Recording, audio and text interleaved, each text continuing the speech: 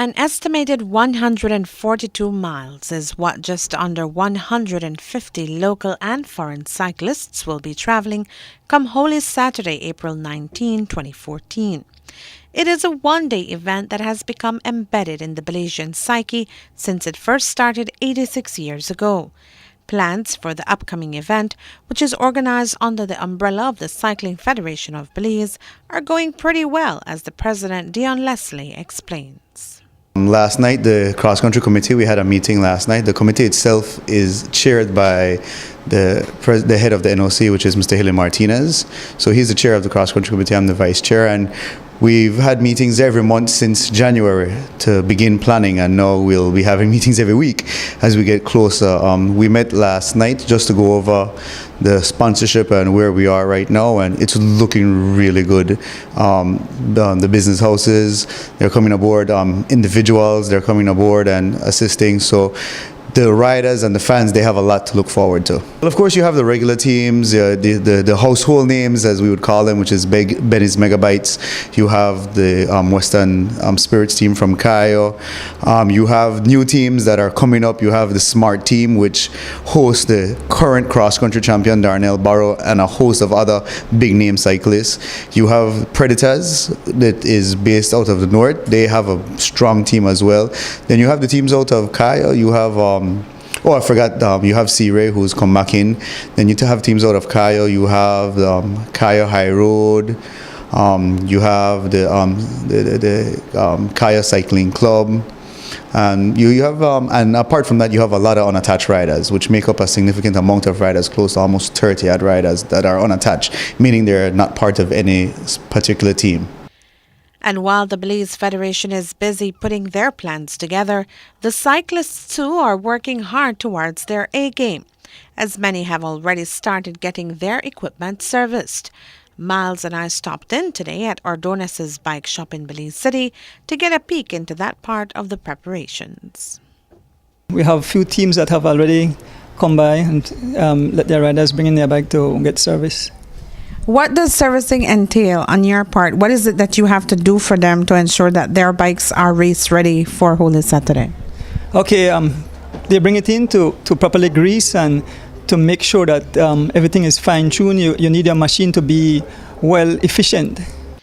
We also met up with the defending champion Darnell Barrow of the newly formed Smart team, who says the last year has been one of even more effort and training, as his goal is to earn the title for 2014. This year, I'm defending my title, I have to do more training. So the training been very difficult. I'm riding 5 times per week. Long distance riding, especially training, sprinting, everything for the upcoming cross country that I would think will help me to win. The goal is to win. That's the goal. I try to defend my title. So just dedication.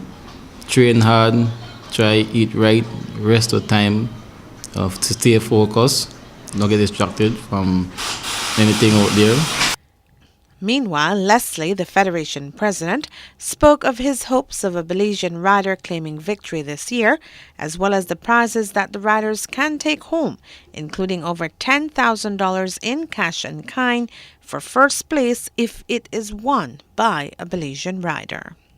Any given day someone can win, and I think we saw that was more evident in the Belmopan Classic, not Belmopan Classic, sorry, the Digicel Valentine Classic, where Angel Zib, who no one was looking at, came out of nowhere, basically came out of the woodwork and basically put to shame the big name riders, the ones who you would want to call on a day-to-day basis. And so, I'm hesitant to say who has the edge, but of course, everyone has their favorite rider, everyone has their favorite team that they're cheer on. And I just hope and pray, and I am confident that a Belizean will win, because we have a host of foreigners coming in. We have close to over 30-something foreigners coming in. We have a large field.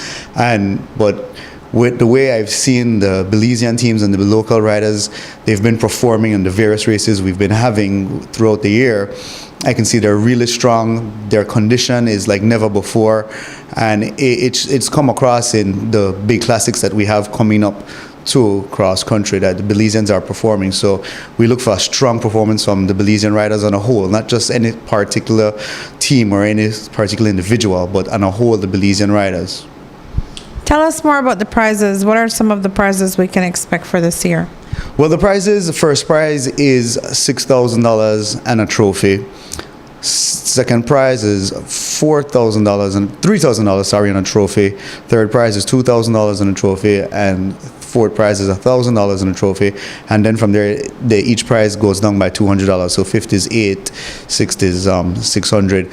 But we have special incentives if a Belizean wins, and you know that's to basically sweeten the pot to ensure that our Belizean riders go out there and give it their all and try to win.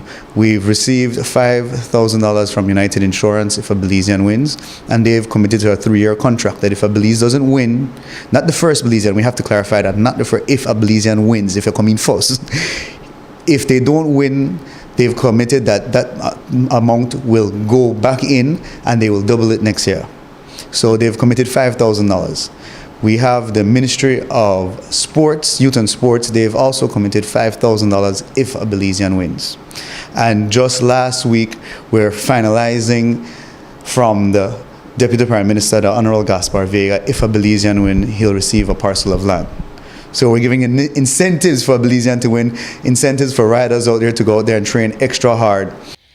The 86th Holy Saturday Cross Country Cycling Classic will start off with an official opening at the BTL Park on Newtown Barracks, followed by a ceremonial rollout of the riders to the portion of the highway in front of Leslie's Imports.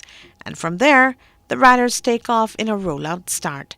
As the riders return to the city coming off the George Price Highway, they will turn left into Central American Boulevard, over the Balkan Bridge, around the Palote Roundabout, onto Freetown Road, left into Barrack Road, onto Newtown Barracks, and ending at the BTL Park. Reporting for Love News, I am Renee Trujillo.